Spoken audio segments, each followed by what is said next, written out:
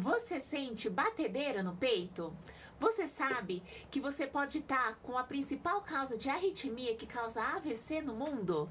Boa noite, bem-vindos a mais um episódio do nosso Cast Cardio.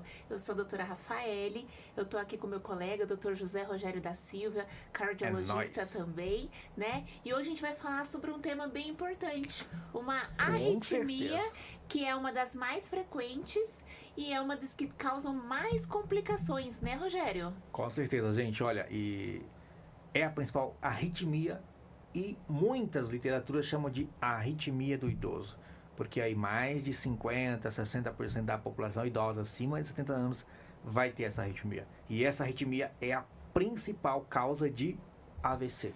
De AVC.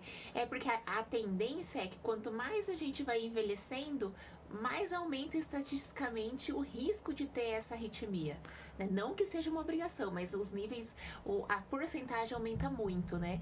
E aí, como o próprio Rogério falou, uma das complicações quando não tratada, não diagnosticada, é o paciente pode evoluir com AVC. E isso, né, pode causar um prejuízo muito grande na qualidade de vida dos pacientes. Então, por isso que a gente precisa aprender um pouquinho sobre fibrilação atrial. Isso, gente, ó.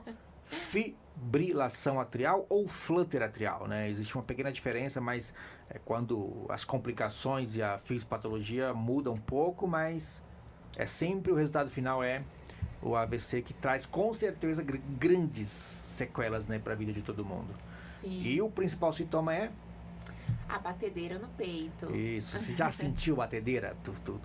Ou você sente que o coração está descompassado às vezes, ou batedeira aqui no pescoço. Associado aí, pode vir associado com falta de ar, sim, um cansaço excessivo, né? Você pode sentir que o coração bate rápido, depois volta ao normal, bate rápido, depois volta ao normal, às vezes até sem esforço no repouso. Então, apareceu batedeira no peito, tem que investigar. E a preocupação é maior quando essa pessoa ela é mais idosa e tem outros problemas, como pressão alta, como diabetes, sim, se infartou, se o colesterol está alto, ou seja, tudo isso vai agregando o risco da pessoa ter um AVC. Exatamente. Outras coisas que são importantes citar, né, Rogério, que hoje em dia é muito frequente, a apneia do sono. É uma causa muito comum. A apneia do sono por si só aumenta muito o risco do paciente fazer fibrilação atrial. E um assunto também que é destaque agora, né, obesidade. Porque a obesidade está diretamente relacionada à apneia do sono, e a apneia do sono está diretamente relacionado à fibrilação atrial e flutter atrial. Então isso aumenta muito o risco. Então não é só paciente idoso que tem não, gente. Não. Tem muito jovem que pode ter, né, essa fibrilação atrial e também evoluir com complicações. Em especial, Rafa, quem bebe, né? Isso que eu ia comentar, Rogério. Tem alguns pacientes jovens que não têm comorbidade, mas que às vezes abusa, por exemplo, de álcool, abusa de drogas ilícitas, né? E isso pode gerar um estímulo muito grande no coração e o paciente fazer essas arritmias. Sim. Não que ele vá ficar fazendo arritmia, mas pode ser um gatilho para fazer arritmia. E às vezes a complicação ela pode acontecer já no primeiro evento. Sem dúvida, né? E é sempre, a gente como cardiologista sempre busca reverter essa arritmia quando indicado, né, Rafa? Sim, as indicações de reversão de arritmia, acho que não vale a pena a gente discutir aqui, mas em especial os sintomas, e alertar a população e a quem nos assiste aqui, os nossos espectadores do canal, que, gente, é uma arritmia perigosa e ameaçadora.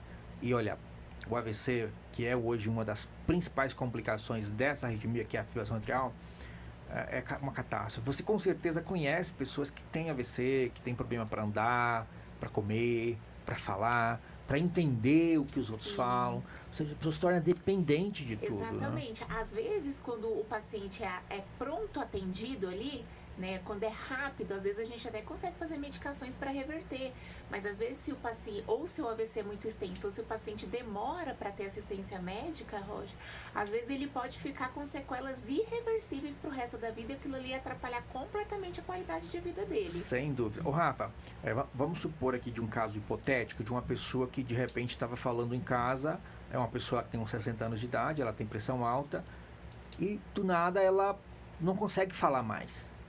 Quanto tempo essa pessoa tem que chegar no hospital para ter a possibilidade de fazer alguma medicação que reverta isso, que vá lá e destrua o coágulo da artéria e consiga restabelecer o fluxo. A ideia é que seja o quanto antes possível, né? Quanto mais cedo, Quanto melhor. mais cedo, melhor. Mas a gente tem uma janela ali de medicação em torno de 3 a 4 horas no máximo.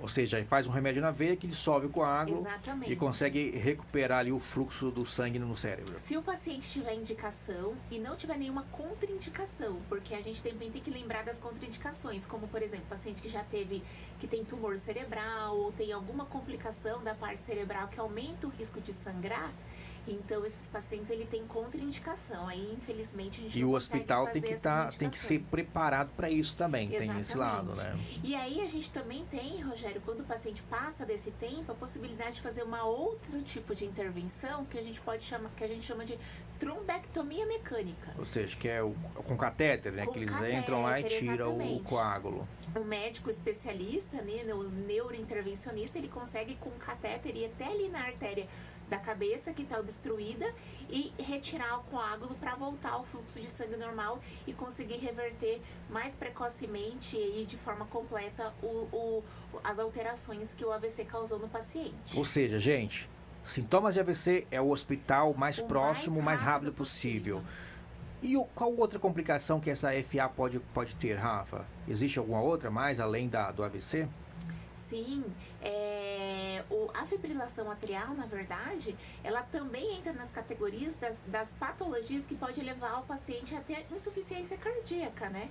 Que é que é a patologia cardiológica, assim, mais temida, porque às vezes o paciente... É a fase final ali É a fase final da falência do coração. falência do coração.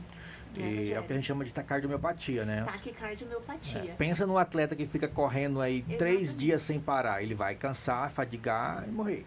E o coração não é diferente. Se ele está numa frequência muito alta por muito tempo, ele vai cansar.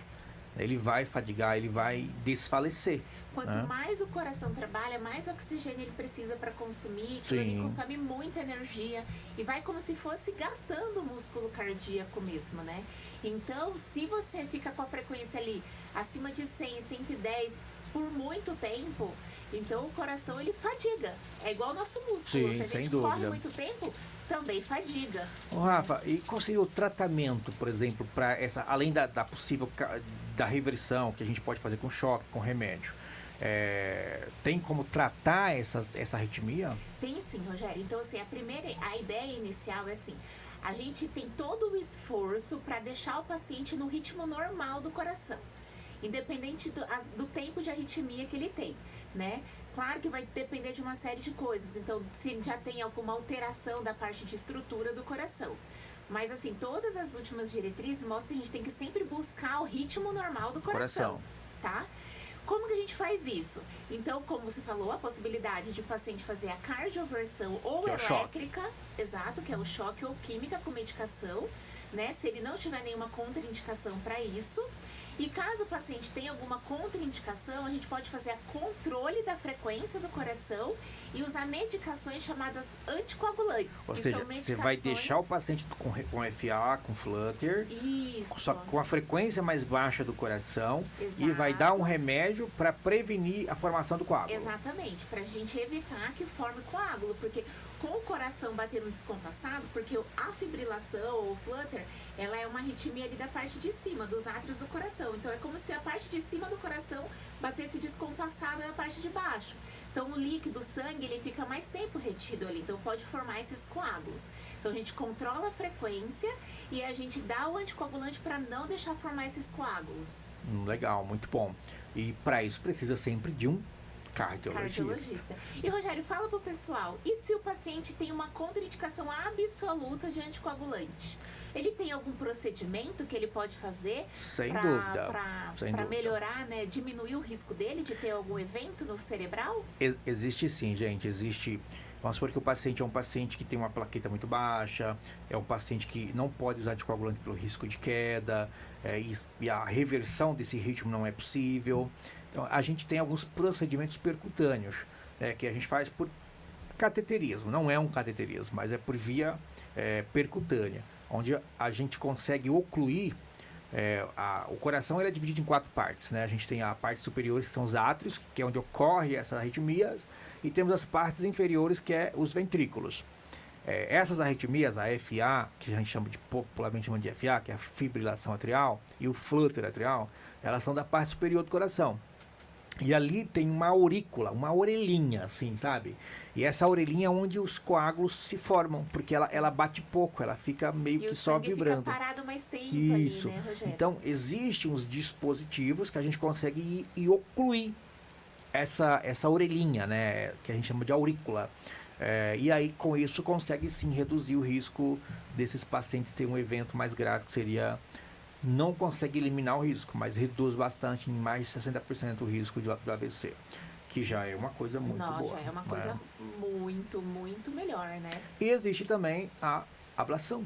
A ablação. Conta pro pessoal o que é a ablação. Bom, gente, a ablação é um procedimento onde o cardiologista, que é um especialista em arritmia invasiva, que a gente chama, que é a eletrofisiologia, ele entra com catéter também, ele vai lá, ele já sabe mais ou menos aonde é o foco das arritmias, e ele faz um isolamento. Quando necessário, eles mapeiam o coração através de um estudo elétrico ali do coração, vê onde é o foco dessa arritmia e eles isolam, literalmente cauterizam. Né? Eles fazem uma cauterização ali ao redor, na grande maioria das vezes está ao redor das veias, que as veias pulmonares, que saem ali do coração. Eles isolam. Tem uma possibilidade boa também de cura das arritmias em alguns casos. Que é um dos tratamentos padrão ouro para...